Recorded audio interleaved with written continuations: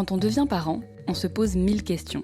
Mais il est souvent difficile de faire le tri entre nos envies, nos intuitions et les injonctions familiales et sociétales. Alors comment définir ce qu'on souhaite transmettre à nos enfants, ce qui nous semble bon? Et comment s'affranchir de pratiques qui ne nous correspondent pas et affirmer nos choix? Bienvenue dans Tambali, le podcast qui vous invite à prendre le pouvoir sur votre parentalité. Je suis Alix Dien-Le-Rouge, doula au Sénégal et maman de 2 enfants. Je vous accueille sur le premier podcast qui explore les expériences de parents en Afrique de l'Ouest. À travers les récits de mes invités, vous serez amenés à réfléchir et à vous questionner pour définir le parent que vous voulez être. Grossesse, accouchement, postpartum, relations parents-enfants. Aucun sujet tabou, nous parlerons de tout. Tambali. Comment devient-on père? Quand on n'a pas porté ni mis au monde l'enfant, qu'on n'a pas le lien quotidien de l'allaitement, mais qu'on a à cœur de défier les clichés et d'être un père présent et impliqué. Comment trouve-t-on sa place et comment définit-on son rôle? Issa a 32 ans. Il est informaticien et 100% dakarois, puisque c'est ici qu'il est né, qu'il a grandi et qu'il a étudié. Il y a 4 ans, il a épousé Seynabou, qui est tombée enceinte juste après leur mariage. Issa s'est senti père dès la grossesse, qu'il a investi muni de checklists et de cache-prise. Malheureusement, son enthousiasme et son bonheur ont laissé place à la dévastation, quand leur petite fille les a quittés après 5 jours de vie. Sa paternité s'est conjuguée au deuil, qu'il a traversé comme il le pouvait, tout en soutenant sa femme, dans un pays où le sujet du deuil périnatal est particulièrement tabou. Avec amour et résilience, Issa et Seynabou ont repris pied, et ils ont accueilli leur petit garçon 3 ans après. Mais parfois, l'histoire se répète, et on craint le pire. On ne saura jamais si ce sont les prières ou la détermination d'une mère capable de réaliser l'impossible qui ont sauvé leur enfant, mais c'est avec bonheur qu'ils ont finalement pu rentrer chez eux avec leur petit garçon. Vous ne le verrez pas, mais Issa fait 1m96. À l'extérieur, il coche toutes les cases de la masculinité telle qu'on la définit. À l'intérieur, c'est un homme qui est aux petits soins pour sa femme pendant des grossesses difficiles. Un homme capable d'aller voir un urologue quand il rencontre des troubles de la fertilité. Un homme prêt à se faire accompagner par une professionnelle quand le deuil devient trop lourd à porter. Un père investi au quotidien, qui change les couches et qui berce son bébé. Et est-ce que ce n'est pas ça finalement, être un homme, un vrai? Être présent pour les siens, prendre sa part de responsabilité et apprendre chaque jour à accepter sa vulnérabilité? Je parie qu'après avoir écouté cet épisode, vous conviendrez que si. Je remercie encore Issa pour son témoignage. Et je remercie sa femme, Seynabou, qui l'a encouragée à témoigner et qui était avec nous pour l'enregistrement, mais qui a tenu à laisser son mari témoigner de leur histoire. Une histoire difficile, mais tellement pleine de force, d'amour et d'espoir, qu'il me tenait à cœur de vous la partager. Vous êtes prêts? Alors Nanyut Tambali. Bonjour. Bonjour Alix. Merci d'être venu jusqu'à moi pour enregistrer cet épisode. Merci à toi, c'est avec un grand plaisir. C'est la première fois que je reçois un homme à mon micro, donc je suis particulièrement ravie. Voilà, j'espère que pour une première, je vais faire honneur déjà. J'en suis sûre. Issa, la première question, est-ce que ça te plaît d'être papa? Oui, j'adore. Pour l'instant, je ne m'attendais pas à prendre autant de plaisir et franchement, c'est une très belle expérience. Et est-ce que tu peux nous dire un petit peu dans quel modèle familial tu as grandi? Donc, j'ai grandi dans une famille sénégalaise typique. Mes parents sont mariés, pour ma mère assez jeune. Donc, on passait 40 ans ensemble jusqu'au décès de mon père il y a 2 ans de cela. Et puis, c'est une famille qui peut être considérée comme assez large parce que j'ai 5 frères et sœurs. Je suis le 2e de la fratrie. Et en grandissant, quelle image tu avais du rôle de père et de ce que ça voulait dire être papa? Alors, En grandissant, notre père était vraiment très présent. Donc, il nous a donné une image du rôle de père qui, après, en fait, quand on grandit, pour moi, c'était naturel. Un papa, ça ressemblait à ça. Il m'a fallu plusieurs années pour voir, euh, au, au gré des discussions et autres, qu'il était vraiment beaucoup plus impliqué qu'un papa sénégalais typique. Bon, j'irai pas jusqu'à dire que c'était du 50-50 entre mon père et ma mère, mais il en faisait vraiment beaucoup, toujours disponible, à l'écoute de ses enfants. Et est-ce que ça se traduisait aussi dans le quotidien, dans la logistique, dans ce qui était, je sais pas, cuisine, changer les couches, verser les enfants, ou est-ce que c'était plus le fait de faire des activités avec vous et de jouer avec vous et d'être là pour vous écouter? Je dirais que c'était surtout du côté passer du temps ensemble, etc. Pour ce qui est de la cuisine, bon, c'était plutôt réservé à ma mère, mais il était vraiment très présent, tout ce qui était école, rendez-vous médicaux, etc. Donc, Et toi, à quel moment dans ta vie tu t'es dit que tu te sentais prêt à être papa? Est-ce que c'était parce que tu as rencontré ta femme et que tout de suite le désir est venu? Ou est-ce que depuis longtemps tu savais qu'un jour tu t'épanouirais dans ce rôle-là? Comment la réflexion s'est faite pour toi? je dirais que ça s'est fait au moment où j'ai rencontré ma femme, parce que je me suis jamais trop projeté sur ça, je serai marié à tel âge, j'aurai tant d'enfants, etc. Je me suis toujours dit que les choses se feraient naturellement, que si je dois avoir des enfants, j'en aurai. Si c'est pas le cas, bah, ainsi soit-il. Mais avec du recul, là, je me dis que j'aurais aimé peut-être en avoir plus tôt. Parce que pour l'instant, je trouve que c'est très épanouissant pour moi. Donc tu te projetais pas, mais finalement tu te dis c'est pas mal. Ouais, c'est ça, c'est exactement ça. Et souvent quand on voit l'énergie que ça demande, on se dit ah j'aurais peut-être dû m'y mettre avant. Effectivement. Et est-ce que tu pourrais nous dire comment vous vous êtes rencontrés ou est-ce Non, on s'est rencontrés sur Internet. Donc, on a appris à se connaître. Puis, au bout de 2 ans, lors du deuxième couvre-feu de la période Covid, donc où on n'avait pas trop l'occasion de se voir, de passer du temps ensemble, on s'est dit, ce serait peut-être bien de songer à se marier. Donc voilà, on s'est mariés, elle est venue à la maison et puis 4 ans plus tard, nous voilà. Donc merci le Covid Ouais, finalement. merci le Covid. Ça a Au permis, moins, ouais. ça t'a permis de te décider. Effectivement, c'est au moins un point positif. Et du coup, une fois marié, est-ce que c'était un peu la prochaine étape automatique ou est-ce que vous vous êtes dit, bon, on va en profiter, entre guillemets, un peu avant, apprendre à se connaître, à vivre ensemble et tout ça, ou comment les choses se sont passées? Alors, pour tout te dire, on n'a même pas eu le temps d'en discuter. Donc, parce que on s'est marié en août et Seynabou est tombée enceinte le mois suivant. Donc, ça s'est fait vraiment très vite. Après, je pense On a que... décidé pour vous. Voilà, on a décidé pour nous, mais je pense que dès lors qu'on s'est marié, même si c'est pas quelque chose qu'on s'est dit, c'était un petit peu sous-entendu que c'était la prochaine étape naturelle, quoi. Et du coup, ce moment où vous découvrez qu'elle est enceinte, est-ce que toi, tout de suite, tu as réussi un peu à te projeter, à te réjouir, ou est-ce que ça restait très conceptuel à ce moment-là? Je pense que je me suis projeté très vite, peut-être même trop vite. Je me suis tout de suite mis à la lecture, à la recherche, regarder comment est-ce que ça se passerait, etc. D'ailleurs, pour la petite anecdote, je suivais un site avec des checklists, des to-do lists, etc. Et au bout du 6e mois de grossesse, j'étais déjà en train d'installer des caches-prises, etc. Et qu'est-ce qu'elle s'est moquée de moi.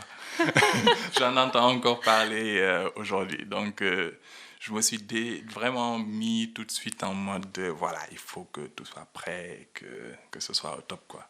Mais c'est intéressant parce que il y a souvent des hommes qui témoignent que c'est un petit peu plus compliqué pour eux vraiment de se projeter au moment de la grossesse parce que autant la maman elle ressent bon, les sensations, les modifications dans son corps et puis à un moment donné le fait que le bébé bouge, etc. Il y a une connexion qui se crée.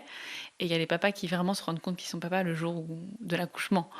Donc, tu as réussi à te projeter, à envisager comment ça allait être, comment il fallait adapter votre maison, etc. Pour l'arrivée d'un bébé, c'est assez chouette et ça montre aussi une capacité de projection qui est... C'est ça, c'est ça. Et puis, ça, peut-être qu'en un sens, ça me permettait également de me sentir utile parce que, comme tu dis, hein, c'est la mère qui a cette connexion directe avec son bébé, qu'il sent grandir, qu'il sent bouger, etc. Donc, c'était un petit peu ma manière également de m'impliquer, de trouver ma place, je vais dire. Et comment elle s'est déroulée cette première grossesse? Est-ce que ça a été simple? Est-ce qu'il y a eu des choses un peu marquantes? Comment tu as l'impression que ta femme l'a vécu et comment toi tu l'as vécu? Alors, dans l'ensemble, de manière générale, je pense qu'avec le recul, ça a été plutôt simple pour une première grossesse. Euh, pour ce qui est des symptômes, peut-être pour Seynabou, c'était qu'elle avait tout du long beaucoup de vomissements.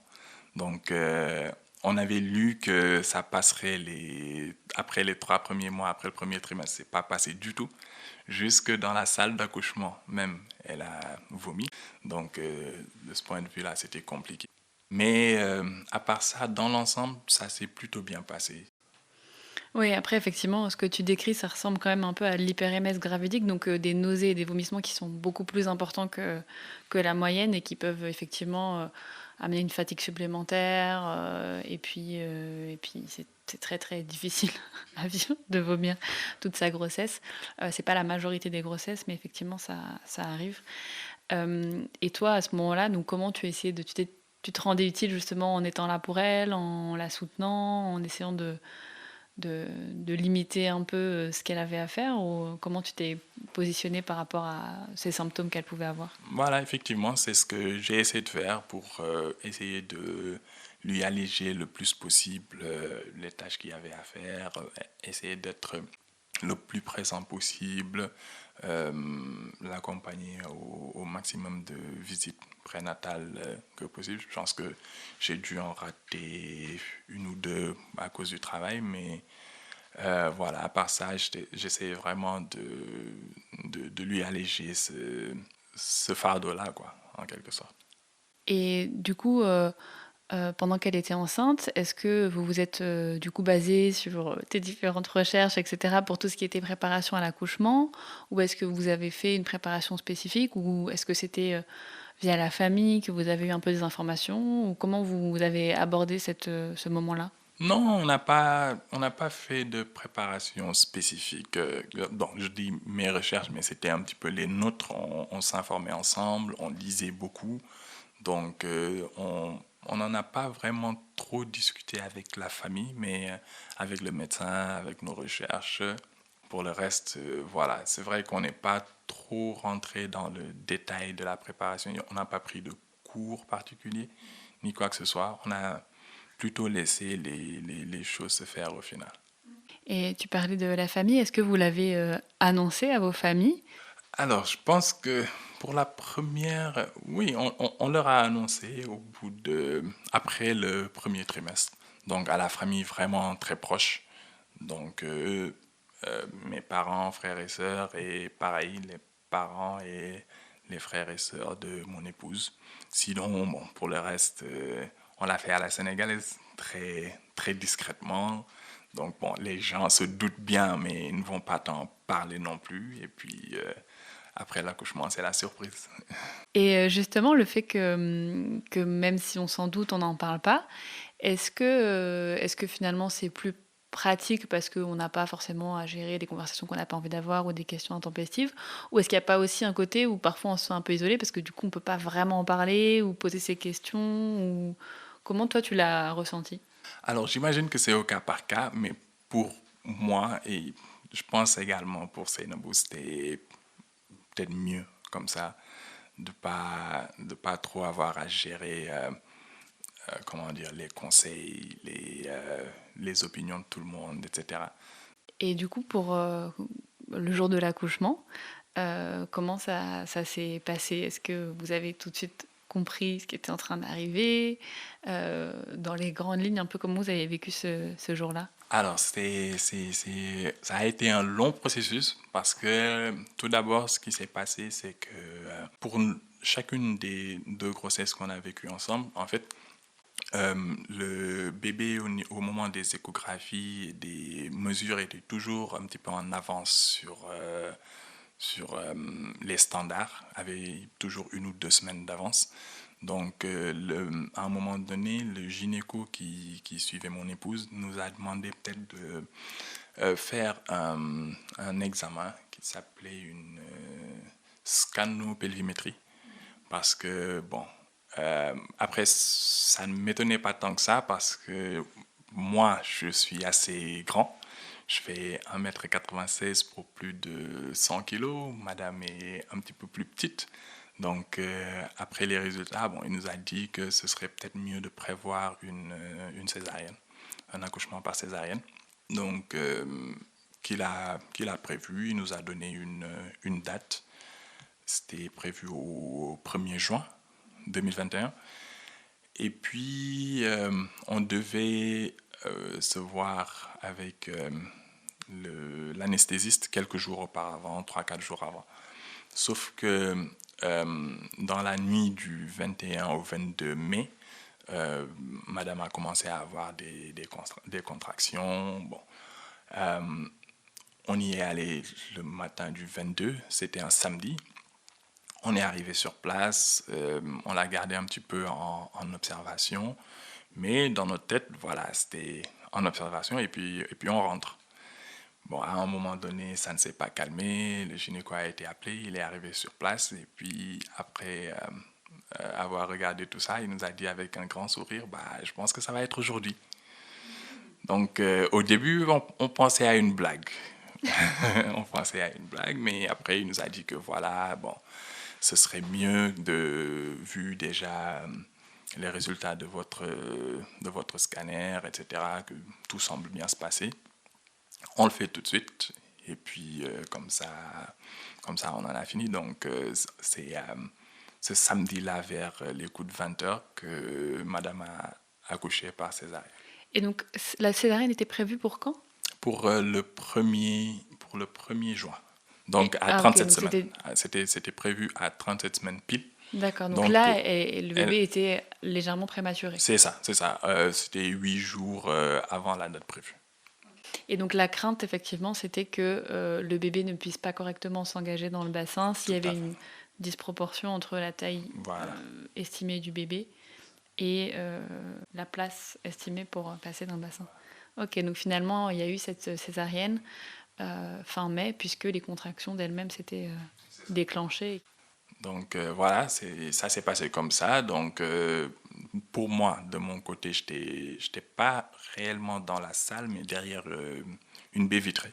Donc j'ai pu suivre un peu comment tout ça s'est passé. Et puis dès que notre petite fille est sortie, on me l'a ramenée. J'ai pu la voir pendant voilà, 5 minutes. Et puis elle a été emmenée en néonatologie. Bon, vu que c'était un petit peu imprévu, on était venu sans valise de maternité, j'ai dû courir vers la pharmacie, acheter le nécessaire, tout ça, et puis voilà, j'ai pu revenir pour accompagner madame en salle de réveil. Et donc là, votre fille qui était née un petit peu avant, elle a été emmenée en néonat pour des vérifications ou est-ce qu'elle souffrait un peu du fait d'être arrivée plus tôt? Alors, juste après la naissance, quand je l'ai vue, j'ai remarqué qu'elle respirait un petit peu vite. Après, c'est le premier accouchement auquel j'ai assisté. Donc, je ne savais pas ce qui était normal et ce qui ne l'était pas. Et le souci qu'on a eu un petit peu, c'est que, étant donné que c'était un samedi soir dans une clinique, on était avec des infirmières qui, pour la plupart, ne pouvaient pas nous donner beaucoup d'informations. En salle de réveil, toutes les 2 ou 3 heures, quelqu'un arrivait, notait quelque chose sur un carnet accroché au lit et repartait. Donc, ne nous donnait pas vraiment beaucoup d'informations. Et il a fallu patienter plus de 24 heures pour voir le pédiatre qui nous a dit, qui nous a expliqué qu'elle avait une tachypnée transitoire du nouveau-né. Donc c'est comme ça qu'il nous a présenté que effectivement sa respiration était assez rapide, que c'était normal pour beaucoup de bébés qui naissaient par césarienne, surtout qu'il n'y avait pas eu le temps de voir l'anesthésiste, de faire les injections pour la maturation pulmonaire, tout ça, mais qu'en la gardant sous oxygène quelques jours, que ça devrait aller, quoi. Donc, on a fait également des recherches de notre côté par rapport à ça, à cette affection. Ça a semblé coller, donc on n'était pas plus inquiet que ça jusque-là.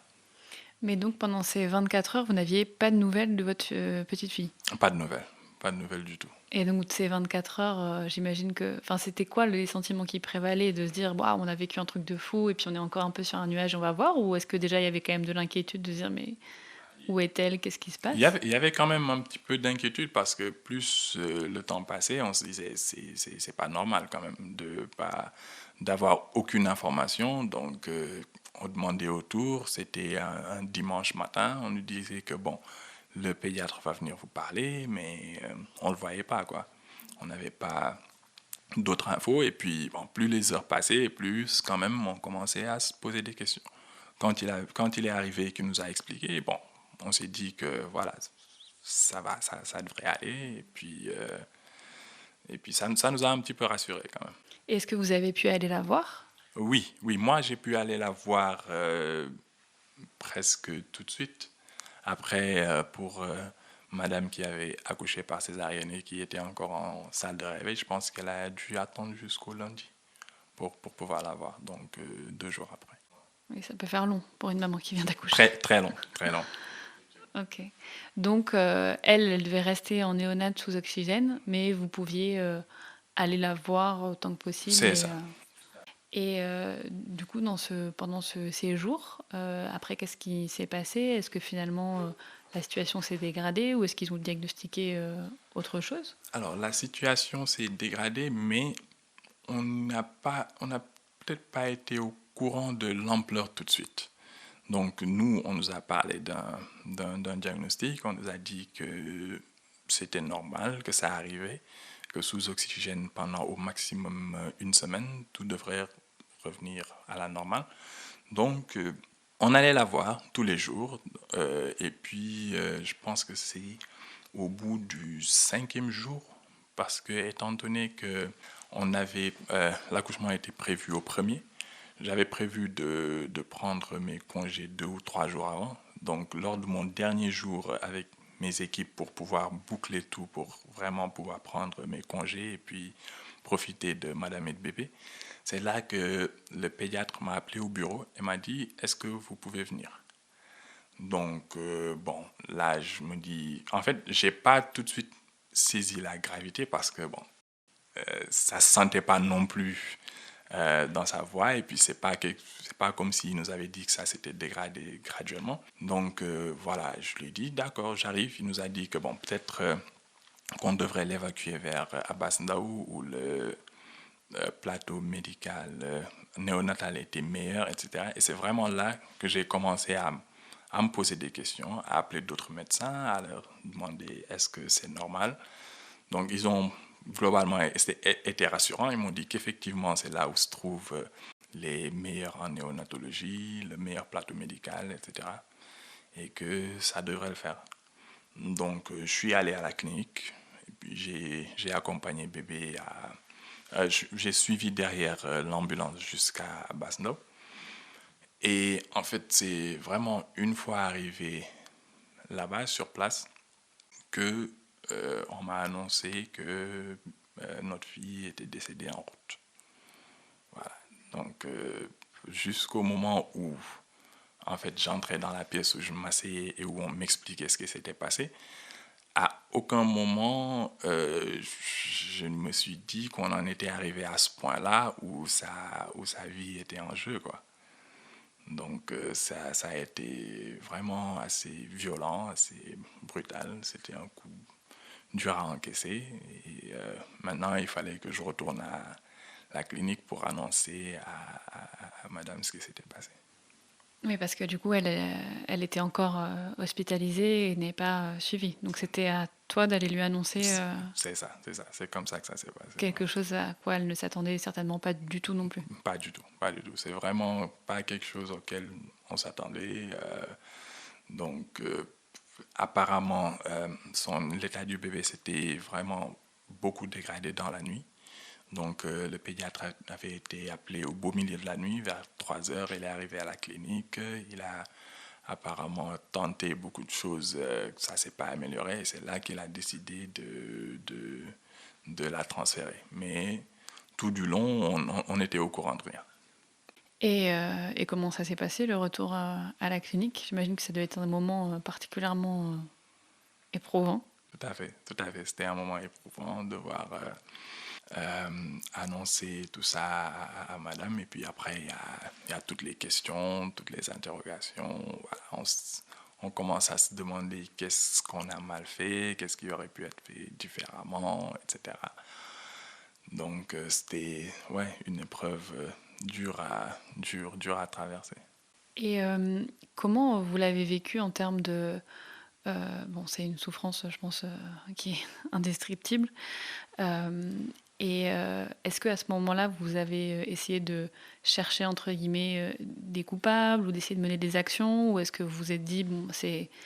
Je sais que dans ce genre de situation, la foi aussi peut aider beaucoup à relativiser. Quel était un peu votre état d'esprit par rapport à ce qui s'était passé? Ouais, en fait, avec le recul aujourd'hui, c'est un des regrets que j'ai. Parce que, comme je te disais, jusqu'au moment où on m'a annoncé le décès de notre fille, c'est vraiment pas quelque chose auquel je m'attendais du tout. Donc, après, c'était un grand flou où j'ai peut-être pris des décisions qui, a posteriori, j'aurais peut-être pris différemment. Je n'ai pas tout de suite pensé à qu'est-ce qui s'est passé, c'était quoi exactement. Et puis, voilà, après, une fois qu'on l'a annoncé à nos parents, etc., ça a été plutôt focus vers qu'est-ce qu'on doit faire par rapport à la déclaration de naissance, au certificat d'inhumation, tout ça, c'était vraiment beaucoup de décisions à prendre en très peu de temps. Si c'était à refaire, et surtout après la deuxième grossesse, je me dis qu'on aurait dû investiguer, voir ce qui s'était réellement passé. Mais sur le coup, c'est pas vraiment ce qui nous est venu à l'esprit. En fait. Oui, en même temps, c'est normal. C'est vrai que c'est toujours, quand on refait le film a posteriori, avec la tête un peu plus froide, c'est toujours, voilà, on pourrait se dire et si, ou j'aurais pu, mais sur le moment, le choc est tellement immense que enfin, c'est quand même extrêmement difficile. Voilà, on raisonne pas forcément de façon pragmatique, forcément. Et du coup, à ce moment-là, donc vos très proches étaient au courant de la grossesse et de l'accouchement à venir, mais est-ce que du coup, le fait que beaucoup bon, se soient doutés ou même n'aient pas forcément deviné qu'il y avait une grossesse, bah finalement, quand le bébé n'est plus, euh, comment on vit ça avec son entourage? On a eu quelques mois un petit peu compliqués parce que, effectivement, bien qu'on en ait parlé qu'à notre premier cercle, au bout d'un moment, bon, ça se voyait quand même pas mal. Donc, ça a été euh, quelques semaines, voire quelques mois de comment va bébé, etc. Quand on croisait quelqu'un qu'on n'avait pas vu depuis avant l'accouchement. Et puis, à chaque fois, il fallait expliquer que, voilà, qu'on l'avait perdu. Et donc, c'était une période assez compliquée. Et puis, ce qui se passe, c'est que c'est dans ce moment-là, qu'on s'est rendu compte que c'était vraiment un sujet extrêmement tabou, que on connaissait des dizaines de personnes qui avaient vécu ce deuil périnatal-là et on s'en serait jamais douté. Donc ils nous en ont parlé, ma grand-mère, la mère de mon épouse, d'une cousine, etc. Donc ouais, ces personnes-là peut-être ont été là, ont été présentes. On a eu beaucoup de soutien. on a eu beaucoup de soutien pendant cette période-là. Bon, il y a toujours 2 ou 3 maladresses, mais c'est pas méchant. Les gens sont toujours mal à l'aise dans ce genre de situation-là. Mais dans l'ensemble, je pense qu'on a été vraiment bien soutenus durant cette période-là. Oui, c'est sûr que c'est pas évident parce que effectivement, quand on est face à des gens qui sont mal à l'aise avec le deuil et puis surtout quand il s'agit d'un bébé, c'est tellement pas naturel dans le sens où voilà, c'est pas quelque chose qu'on envisage que quand on est mal à l'aise, on peut avoir tendance à minimiser ou à pas vouloir évoquer le sujet ou à dire ça va aller. Puis ça se comprend, hein, même pour nous-mêmes, même pour moi-même. Après cette période-là, alors on a parlé à une professionnelle, donc pour nous aider à traverser un petit peu tout ça. Et même pour moi, c'était pas évident au début parce que ce qui s'est passé, c'est que comme je voyais que c'est un sujet qui mettait tout le temps, qui mettait toujours très vite Madame dans un état pas possible, à un moment donné, moi aussi, j'ai commencé à un petit peu éviter de ramener et puis je sais pas, parce que je pensais que comme ça, je la soulageais, entre guillemets, alors que de son côté, le fait que je n'en parle pas, c'était également compliqué pour elle. Donc, il nous a fallu aussi trouver cet équilibre-là. On en a parlé, on a été aidé. Et puis, je pense qu'aujourd'hui, c'est beaucoup mieux de ce côté-là. Donc, si même pour nous, ça a été compliqué de trouver sur quel pied danser, j'imagine pour les autres, quoi. Et oui, et puis en plus, déjà c'est un sujet tabou, on ne sait pas forcément comment aborder le sujet, et puis on sait que, en plus, pour les hommes, de partager ce qu'ils ressentent, comment ils se sentent, de montrer aussi de la vulnérabilité sur un sujet qui touche, c'est pas forcément très naturel, pas forcément évident. Et donc justement, j'allais vous demander si vous aviez été accompagné, donc vous avez eu la possibilité, en tout cas, d'être accompagné un peu par une professionnelle pour pouvoir aborder ces sujets-là et de voir comment le vivre entre vous. Parce qu'il y a ça aussi, un jeune couple, vous étiez mariés depuis peu, ça peut être des événements qui rapprochent et qui soudent, ou ça peut être des événements qui éloignent en Ouais, fait. tout à fait. Donc, je dirais que ça nous a beaucoup rapprochés. Donc, effectivement, c'est une grande souffrance, mais ça nous a permis d'apprendre à mieux nous connaître, à naviguer certains sujets un petit peu compliqués. Parce que, comme voilà, on s'est marié sans vraiment discuter de certains sujets, c'est quelque chose qui a tout de suite ramené tout ça sur la table. Et puis, je pense qu'on en est sorti plus fort, oui. Et après avoir traversé cette épreuve, est-ce que vous vous êtes dit assez vite, ben, entre guillemets, on y croit, on va s'y remettre, et puis, ou est-ce qu'il vous a fallu un temps de réflexion, d'ajustement, avant d'être prêt à vous projeter de nouveau dans une grossesse? Non. Alors, ce qui s'est passé, c'est que dans un premier temps, en tout cas de mon côté, je pensais surtout à la santé de mon épouse. Donc, ma priorité, c'était qu'elle aille mieux. Donc, on n'a pas tout de suite parlé de réessayer d'avoir un enfant. Son gynécologue lui a prescrit des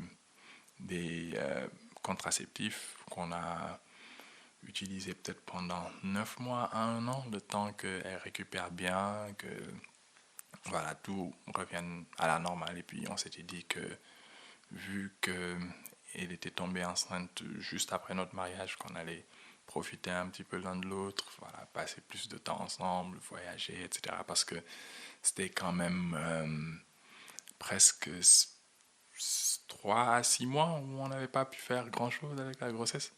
Donc, dans un premier temps, ouais, on s'est d'abord dit que on allait prendre soin de nous, guérir, et puis qu'on était relativement jeune, qu'on avait le temps. Et que, voilà, quand le moment viendrait, qu'on en reparlerait. Et donc finalement, c'est après presque une année où vous êtes peut-être senti prêt, en tout cas, à vous lancer de nouveau dans ce projet? C'est ça, c'est ça. Au bout d'un an, on en a rediscuté. Donc, on s'est dit que le moment était venu. Et puis, naturellement, elle a arrêté de prendre ses contraceptifs. Et puis, on a, on s'est dit qu'on allait réessayer, oui. Et là encore, c'est arrivé assez vite ou est-ce que vous avez un peu plus attendu cette fois? Alors, pas cette fois, pas cette fois. Cette fois-ci, on a attendu. C'était assez compliqué d'ailleurs, parce que voilà, à chaque fois à la fin de chaque cycle, bon, c'était des périodes un petit peu de tristesse, etc. Euh, et puis, au bout d'un an, on s'est dit que peut-être qu'il faudrait qu'on fasse des tests, voir si tout était... Un an, c'est à la fois long et pas long, mais on s'est dit quand même que on ferait des tests, voir si tout se passe bien. Donc, madame est allée voir son gynéco, moi je suis allé voir un urologue. Donc, on a fait des tests, j'ai fait un spermogramme et puis plusieurs scans. Et effectivement, on s'est rendu compte qu'il y avait un problème au niveau du spermogramme avec la qualité du sperme. Donc voilà, au moins on avait des réponses. Et puis le médecin m'a fait faire d'autres examens et puis avait conclu que j'avais une varicocèle et qu'il faudrait une opération chirurgicale pour régler tout ça et qu'après ça devrait aller tout seul. Ouais, et c'est intéressant parce que c'est vrai qu'ici, bon, pas qu'ici, mais on a souvent tendance à considérer que s'il n'y a pas de bébé, c'est que la femme ne fait pas ce qu'il faut, ou que peut-être... donc après, il peut y avoir des solutions médicales, des solutions un peu plus mystiques, entre guillemets, qu'on va lui recommander, etc. Mais il y a toujours un peu plus de temps pour que les hommes se disent, bon, peut-être que je suis concernée aussi. Euh, Toi, en tant qu'homme, est-ce que ça a été assez logique de te dire, bah, en fait, si on doit faire des tests, on va y aller tous les deux? Ou est-ce que c'était une étape un peu difficile à passer? Ou est-ce que finalement, ça t'a semblé assez naturel de le faire? Non, c'était assez logique pour moi hein, parce que, comme on en a discuté, d'ailleurs, je disais à mon épouse que, bah, de toute façon, un urologue, c'est un médecin comme un autre. Hein. Effectivement, on a tendance, dès lors qu'on parle de santé mentale ou de santé reproductive, les gens ont tendance à voilà, se sentir accusés, visés, etc. Moi, je me suis dit que c'était un médecin comme un autre, c'était des examens comme tous les autres. Et puis, en un sens, j'étais même soulagé que ce soit entre guillemets ma faute. Parce que je me suis dit que voilà, si c'est moi, ça va, je vais pouvoir mieux le gérer. Effectivement, madame est très forte, mais après tout ce qu'on a traversé, j'aurais moins aimé qu'on se dise que le problème vient d'elle. Et que voilà, j'étais j'étais un petit peu soulagé que ce soit de mon côté. Et puis comme c'était relativement bénin, on a fait ça assez rapidement. Et puis dès qu'on s'est remis à essayer, ça s'est fait assez vite relativement. Oui. Oui, finalement, tu étais limite soulagée en te disant, bah, ça, c'est moi qui vais le porter, en fait. Voilà, c'est ça. Et on va pas lui rajouter des examens ou une charge Tout supplémentaire. à fait. Mais c'est vrai que c'est important parce que, effectivement, la varicocèle, c'est à la fois. C'est pas rare, en fait. Enfin, c'est pas, tout le monde n'est pas concerné, mais c'est pas si rare que ça. Et effectivement, avec une petite intervention, ça peut permettre enfin, voilà, de récupérer en termes de qualité, etc. Mais pour le savoir encore, faut-il être ouvert à ne serait-ce qu'à les consulter et faire des examens. Donc c'est tout à ton honneur d'avoir pris les devants. Et donc finalement, du coup, vous êtes engagé dans cette deuxième grossesse. Est-ce que tu disais que la première fois, tu t'étais projeté hyper vite? Là, vis-à-vis de ce que vous venez de vivre, comment tu l'as vécu? Est-ce que tu étais aussi extrêmement heureux, mais est-ce que tu étais tout dans cet enthousiasme? Est-ce que tu étais un peu plus réservé? C'était quoi ton état d'esprit? Ah, moi, j'étais tout pareil. Tout pareil. Madame était un petit peu plus en réserve, etc. Mais moi, j'ai repris les mêmes recettes, même il y a pas de raison. Et puis, on verra bien. Parce que euh, je me dis toujours que ce que j'aimerais pas, c'est avoir des regrets par rapport à quoi que ce soit. Je ferai toujours 100% de ce que je peux, et puis le reste, on le laisse entre les mains de Dieu, quoi. Donc, pareil, je me suis dit que c'était pas à cause de quelque chose qu'on avait fait la première fois, donc qu'on allait reprendre la même chose, et puis que le moment venu, on ferait plus attention, qu'on demanderait un suivi plus en profondeur. Et puis, le gynécologue qui a suivi Seynabou, meilleur gynécologue du Sénégal. Je ne vais pas dire son nom parce que sa salle d'attente va se remplir encore plus, mais il a été vraiment super. Il nous a suivis de bout en bout, et puis j'en profite pour le remercier également. Et donc, est-ce que vous avez changé de gynécologue et de clinique pour cette deuxième grossesse? On a changé de clinique, mais pas de gynécologue. Voilà, donc il nous avait suivi la première fois, donc nous avait un petit peu accompagné même après. Je pense qu'il m'avait accompagné pour annoncer à mon épouse la perte de notre premier enfant. Donc très à l'écoute, et lui également, même en tant que gynécologue, avait perdu son premier enfant. Donc il nous a été vraiment d'une grande aide. Cette fois-ci, il nous a dit qu'il nous emmenait dans une autre clinique où le matériel où le plateau était meilleur et où on aurait un meilleur suivi. Donc, on l'a suivi. Dans l'ensemble, ça s'est plutôt bien passé au début.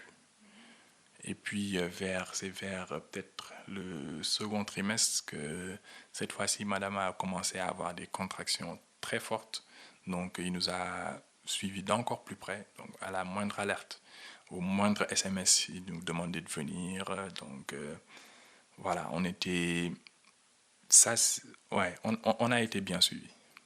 Et est-ce qu'il y a eu encore ces vomissements perpétuels ou est-ce que ça s'était calmé?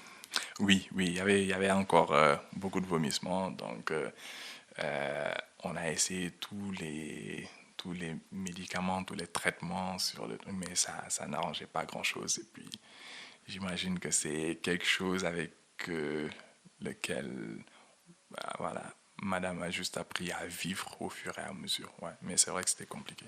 Ouais, et puis ça peut jouer aussi dans les contractions précoces parce qu'en fait c'est tellement traumatisant pour le corps d'avoir toujours ces vomissements, les sphincters qui se contractent, etc. que parfois ça peut aussi favoriser justement le fait d'avoir des contractions de manière plus précoce. Et donc vous avez été suivi de près pour éviter, j'imagine, une autre naissance prématurée. Et est-ce qu'à un moment donné, Seynabou a carrément dû être alité ou hospitalisé, ou est-ce que finalement vous avez réussi à aller jusqu'à la fin de la grossesse?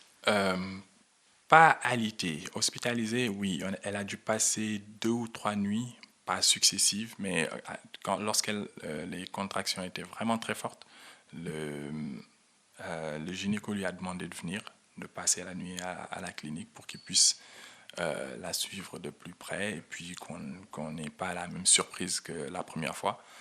Et donc finalement, la grossesse a été menée à terme. Vous avez passé le cap des 37 semaines? Oui, cette fois-ci, encore une fois, on a été prévu à 37 semaines. Cette fois-ci, on était programmé pour le 1er mars. Donc, on est arrivé à la veille, le 29 février. Avant d'installer madame dans sa chambre, il y avait les examens d'usage, et puis lorsque la sage-femme de garde a fait son monitoring, c'est là qu'elle a vu les contractions. Et puis, elle nous a dit, ça, on ne peut pas vous laisser passer la nuit avec ça parce que c'est des contractions assez fortes, assez rapprochées. Il faut que ça se fasse aujourd'hui. Donc là, Seynabou lui dit, non, parce que certes, il y a des contractions, mais ça fait des mois que j'ai bien pire que ça, quoi. Ça, c'est vraiment rien du tout. Donc on va attendre demain que le gynécologue arrive. Surtout que, vu qu'on avait changé de clinique, il voulait appeler le gynéco de garde de la nouvelle clinique, quoi. Donc là, petit moment de stress, et donc Seynabou dit que s'il le faut, on revient demain. Et là, ils nous disent, alors il faudra signer une lettre de décharge qui vous dit que vous êtes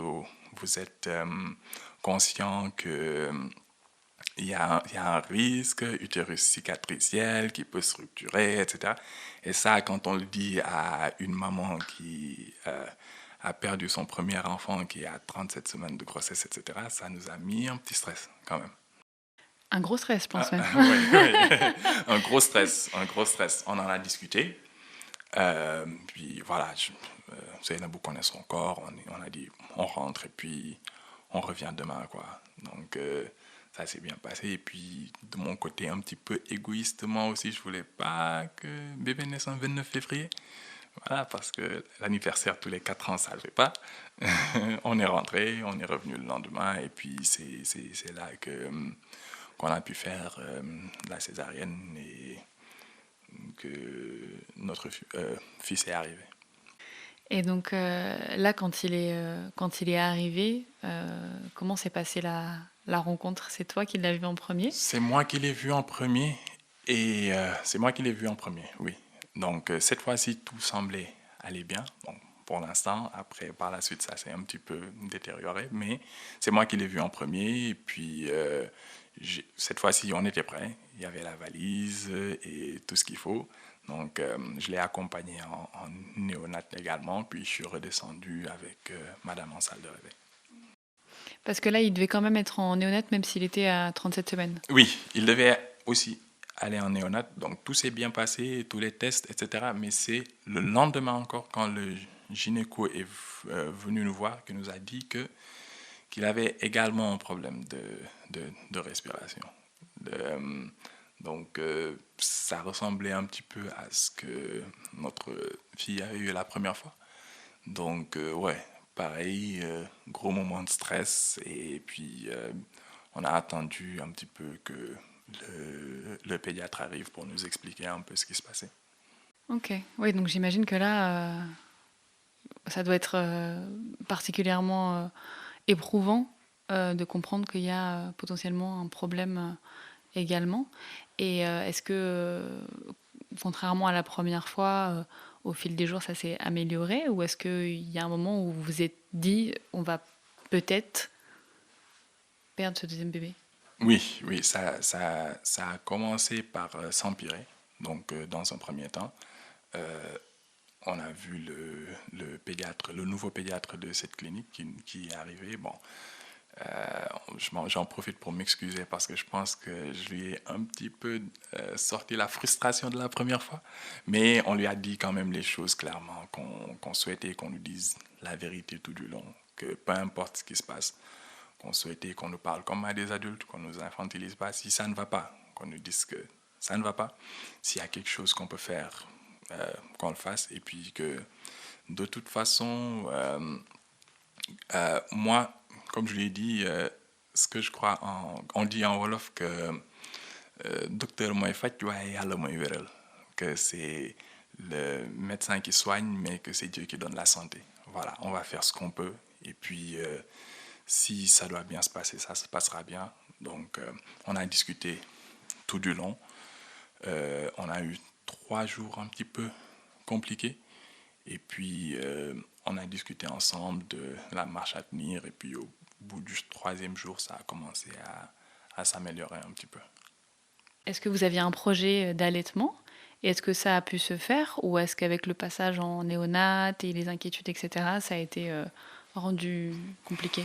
Tout a été jeté par la fenêtre. On avait beaucoup de choses prévues. C'est vraiment là qu'on se dit que, voilà, que l'homme propose et que Dieu dispose, quoi. On s'est dit que ce serait allaitement au sein, que ce serait, comment dire, qu'on n'aurait pas recours à la tétine, etc. Mais au bout de 2 jours, il était alimenté avec une seringue, donc qui était directement reliée à l'estomac. Donc lorsqu'il pleurait, il désaturait, son taux d'oxygène baissait fortement. Donc au niveau de la néonate, on a dû lui scotcher une tétine sur la bouche carrément pour ne pas qu'il pleure. Donc vraiment tout ce qui avait été prévu a été jeté par la fenêtre. Et puis à ce moment-là, franchement, c'était pas notre première priorité. On priait juste pour pour qu'il sorte en bonne santé. Et puis, pour le reste, on verrait par la suite, quoi. Et au bout de combien de temps vous avez pu sortir de la maternité avec votre bébé? On est sorti de la maternité sans notre bébé dans un premier temps. On faisait des allers-retours, donc Seynabou tirait son lait à la maison avec un tiret et puis le rapporter en néonat. Et puis voilà, on a mis un petit peu de temps à savoir ce qui se passait. Le pédiatre avait deux options. On en a beaucoup discuté. À un moment donné, il nous a dit qu'il pensait que le bébé était atteint d'une maladie du surfactant. Donc, il n'était pas sûr que le produit n'était pas disponible au Sénégal et que ça coûtait vraiment très cher, mais que c'était à nous de voir voilà, si on pouvait voir comment s'en procurer. Donc là, vraiment, Seynabou MVP, genre, elle a activé tous ses réseaux. Comment dire déjà, c'est le mari de la sœur d'une amie de sa grande sœur qui est à Casa, qui a finalement pu nous trouver ça dans une clinique marocaine. Donc voilà, on est allé récupérer le produit à l'aéroport au beau milieu de la nuit et puis on est allé le déposer à la clinique pour voilà, qu'il puisse, je sais pas, qu'il puisse l'injecter, je pense. Ouais, que c'était ça. Et après ça, peut-être on ne sait pas si c'est ça, si c'est les prières, si c'est autre chose. Mais à partir de là, bon, bébé allait beaucoup mieux. Au fur et à mesure, ils ont commencé le sevrage en oxygène. Et puis, voilà, après le sevrage complet, il a pu sortir. Mais pour te dire, même à la clinique, ils ont demandé à Seynabou, comment est-ce que tu as fait? Parce que nous, on n'arrive pas à se procurer ça. Donc, vraiment, MVP sur le coup. Quand on dit qu'une mère est prête à tout pour son enfant, c'est à tout. Effectivement. Mais c'est important aussi, je trouve, de mettre en lumière les challenges effectivement qu'on peut avoir quand on est dans un pays où, malgré la formation, malgré la bonne volonté, on a des équipements qui sont potentiellement moins complets, moins performants. Il y a effectivement un certain nombre de produits qui ne sont pas accessibles, et pas nécessairement parce qu'on ne veut pas, mais parce que pour une question d'allocation, il y a certains pays qui sont privilégiés par rapport à d'autres, parce que le système de santé est différent, parce que les financements sont différents. Et effectivement, pour les patients en général, mais là, quand on parle de maternité, les parents peuvent se retrouver dans des situations extrêmement compliquées, et avec cette frustration de se dire, c'est pas que ça n'existe pas, c'est que ça existe, mais que nous, on ne peut pas y avoir accès, en fait. Et dans ces cas-là, oui, on se rend compte de la force aussi du réseau, du cercle de soutien, de voilà, tous les gens qui vont avoir cette solidarité, cette envie d'aider et qui vont se connecter. C'est là où on voit que le lien humain, dans les pays où la sécurité sociale n'est pas hyper performante, le lien humain, c'est quand même énorme. Mais ouais, bravo à Seynabou d'avoir réussi à mener ça à bien. Et donc finalement, au bout de combien de temps votre fils vous a rejoint? Au bout de 3 semaines. Donc après 18 jours en néonat, donc c'est là qu'il est sorti. Et puis voilà, on a continué à observer un petit peu. Il avait un certain nombre de médicaments à prendre. Mais après sa sortie, au bout d'1 mois, on a arrêté tout ça, observé, vu que voilà que tout semblait bien aller. Aujourd'hui, il se porte vraiment bien, alhamdoulilah. Tant mieux. Et est-ce que vous avez fait un baptême? Non, on n'a pas fait de baptême en général parce que on lui a donné un nom en néonat. Donc, on a vu avec l'administration de la clinique ce qui était possible de faire, vu qu'il était en néonatologie avec d'autres bébés. On ne pouvait pas se permettre non plus d'avoir 50 personnes. Donc, ils nous ont permis, à moi et à un imam, de rentrer. On lui a donné un nom. Et puis, voilà, c'est vraiment tout ce qu'on a fait, quoi. Ouais, donc il y a eu le tout doux et puis C'est pour ça. la fête, c'était Voilà, c'était pas forcément le moment ni l'endroit. tout à fait, oui. Et donc une fois chez vous, est-ce que vous habitez juste vous trois ou est-ce que vous êtes avec une famille plus élargie? En ce moment, on vit avec ma mère et ma sœur. Donc, pour le premier bébé, on vivait seul, mais après le décès de mon père, vu que ma mère s'était retrouvée seule, donc on l'a rejoint. Donc, elle m'a réquisitionné jusqu'à nouvel ordre.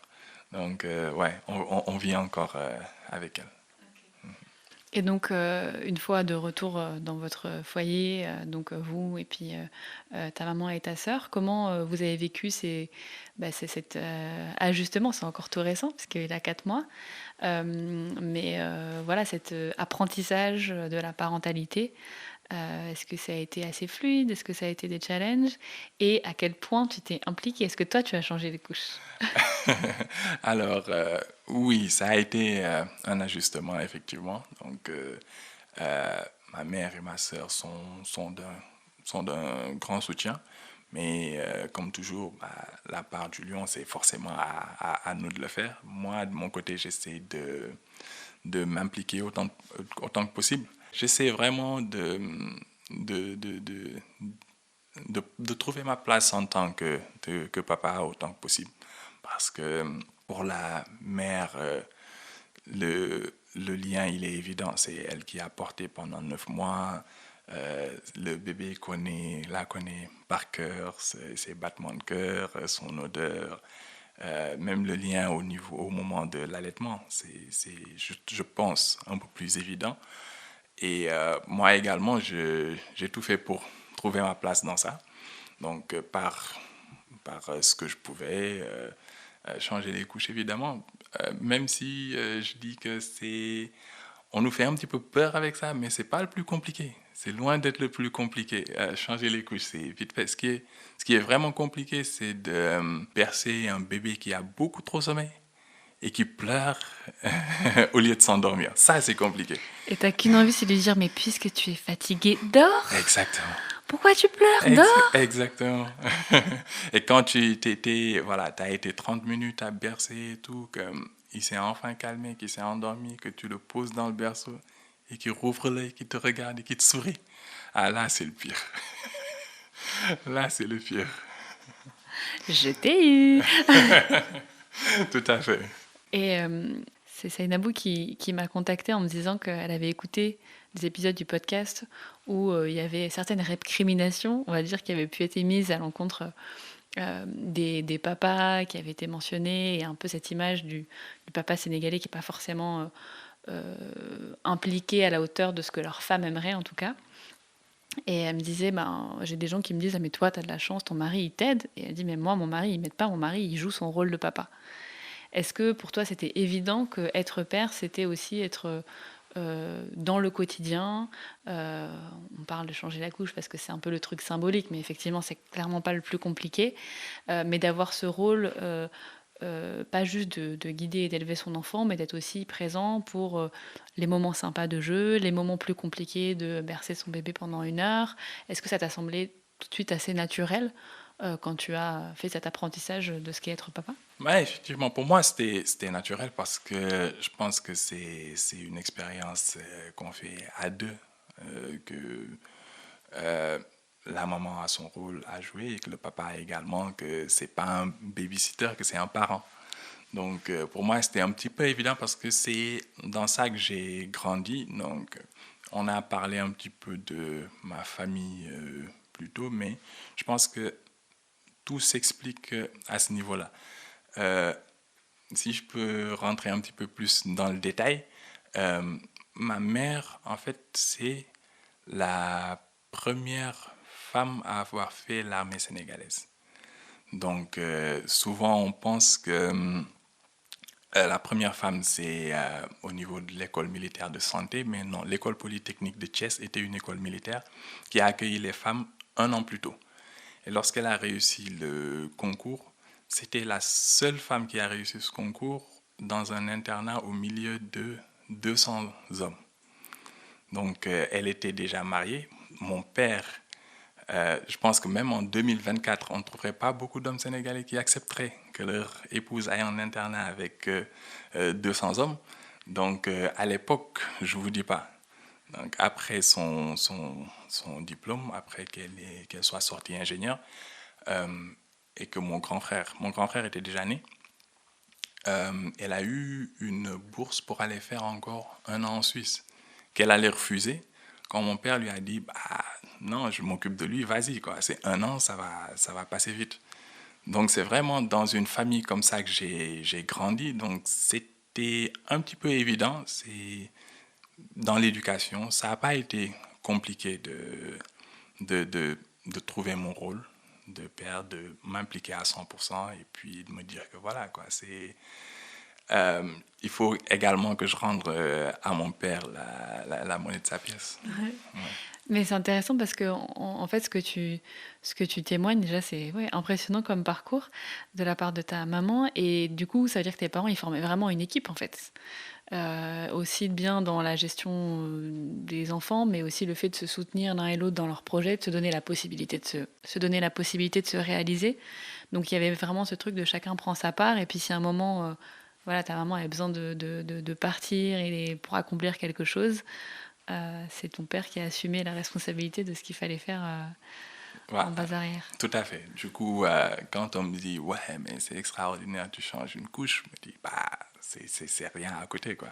C'est vraiment la base, c'est évident et c'est quelque chose que je prends beaucoup de plaisir dans ce rôle de papa-là. Et alors moi, il y a une question que je me pose. C'est entre hommes, entre amis. Est-ce que vous parlez de ces sujets-là? Est-ce que vous parlez de ce qu'est être papa, de ce que vous ressentez, de vos challenges, de vos difficultés? Est-ce que vous verbalisez tout ça ou est-ce que quand vous vous voyez, vous parlez que de foot, de filles Bah, ce qui est paradoxal, justement, c'est que je suis dans un groupe WhatsApp avec des copains où, à la base, ça parle de foot. Mais on a un petit peu eu nos enfants à la même période. Du coup, bah, Nabou se moque beaucoup de moi sur ça. Il me dit que bah, vous devriez changer le nom du groupe en Daddy Daycare, quoi. Parce que très souvent, bah, c'est à base de ouais, mais est-ce que c'est normal qu'après le vaccin du Penta, ça fasse aussi mal? Est-ce que, etc. Donc, ouais, je pense que c'est en train de se normaliser. En tout cas, dans les cercles que je fréquente, que les papas sont voilà, de plus en plus impliqués dans tout ça et que peut-être la prochaine génération, ça va être encore plus le cas. Mais ce qui est intéressant, c'est que non seulement ils sont impliqués, mais ils l'assument. Parce qu'il y a aussi certains papas qui vont être impliqués, mais qui vont pas forcément trop le verbaliser ou trop le montrer en public, de peur que des réflexions ou du jugement ou peu importe. Donc là, c'est le côté, oui, on est impliqué. Et en plus, on a un groupe où on se pose des questions et on n'a pas honte de dire, tiens, je m'inquiète parce que mon bébé a eu un vaccin et je sais pas si c'est normal. Donc en plus, tu te sens pas seul. Tu te dis, ben, je suis finalement un produit d'une certaine partie de ma génération. C'est ça, ouais. C'est des expériences qu'on vit ensemble et puis voilà.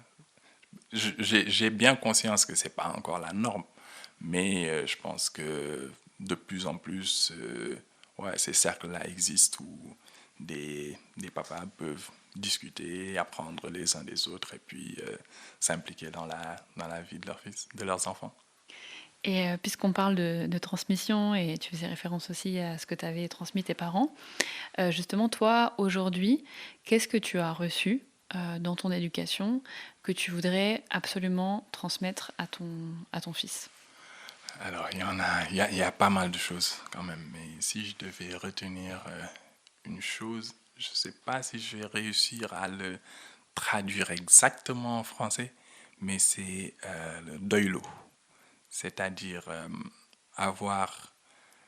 être reconnaissant des choses qu'on a, savoir quand on a assez, et puis ne pas toujours courir vers plus, vers la dernière sortie, vers le truc que le copain là a, etc. Savoir que voilà, c'est ça l'essentiel. J'ai la chance de l'avoir, ça c'est de l'accessoire. Si je l'ai, tant mieux. Si je ne l'ai pas, tant pis. C'est vraiment quelque chose qui a été très important dans mon éducation. Et puis, je suis reconnaissant envers mes parents de m'avoir transmis cela. Oui, d'avoir de l'ambition, mais d'être aussi capable de se satisfaire de ce qu'on a et de reconnaître que ça peut être suffisant et de profiter de l'instant présent sans être dans une quête perpétuelle de toujours plus. Et quelle langue vous lui parlez à votre fils ? Je lui parle surtout Wolof. Ouais, je lui parle Wolof principalement. Après, il y a toujours un petit peu de français, un petit peu de l'anglais qui se glisse, mais ouais, surtout en Wolof. C'est naturellement. C'est naturel. Langue. C'est naturellement. Ouais. Ok. Et est-ce que, au contraire, il y a des choses dont tu te dis que tu aimerais faire différemment de la façon dont toi tu as été élevé sur un aspect ou sur un autre ? Oui, je dirais que pas forcément de la façon dont j'ai été éduqué par mes parents en tant que tel, mais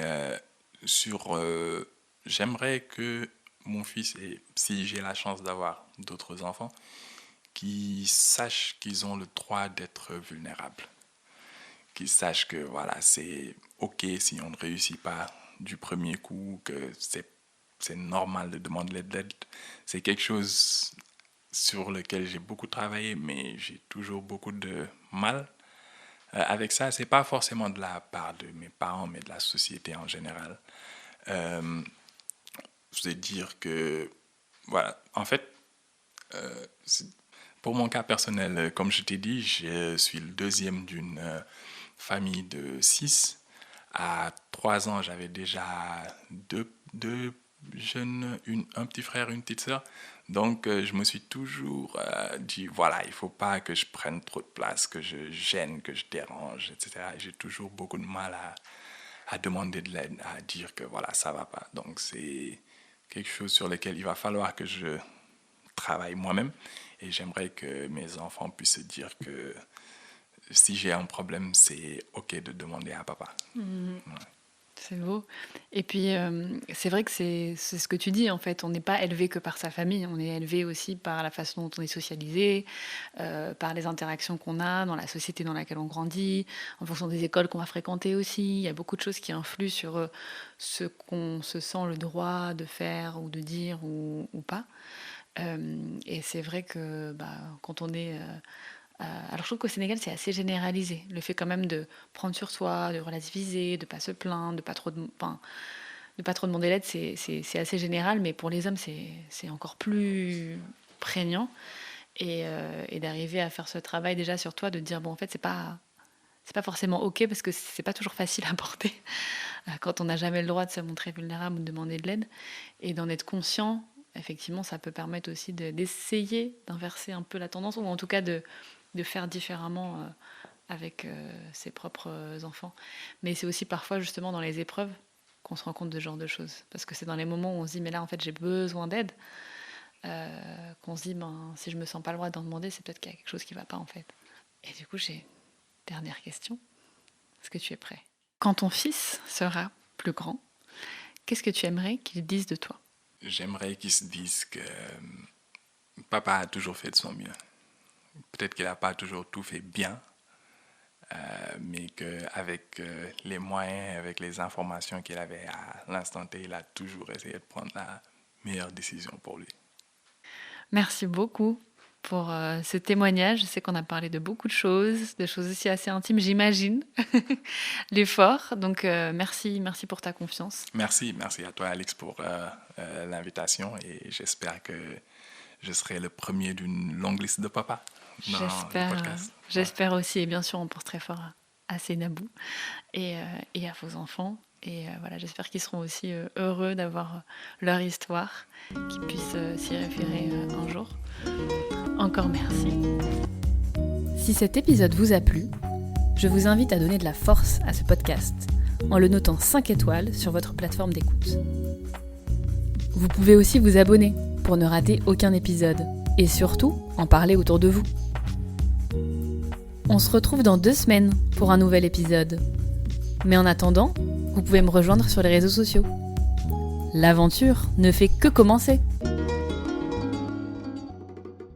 Tambali.